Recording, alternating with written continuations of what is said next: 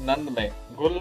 हसन से कहती है कि आप मुझे माफ कर दें, क्योंकि ये तो अपनी माँ के सामने कुछ होती है और हसन के सामने कुछ। ये बहुत चालाक औरत है और अपने आप को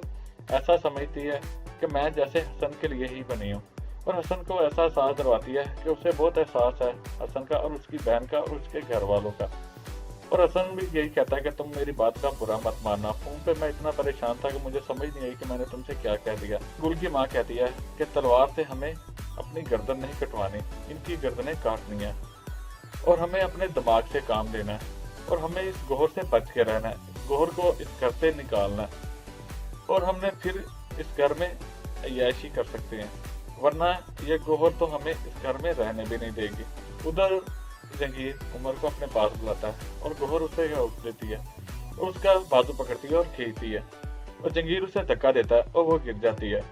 क्योंकि गोहर तो यहाँ कर रही होती है ड्रामे और उसे सब कुछ याद है, लेकिन फिर भी इनके सामने चिताती है कि मुझे कुछ भी याद नहीं और जानबूझ के ऐसी गलत हरकतें करती है कि जिसमें जंगीर को गुस्सा आए। और उधर उमर अपने बाप से नाराज हो जाता है और गुस्से में बोलता है कि आपने मामा को धक्का क्यों दिया, अब देखना है कि क्या होगा।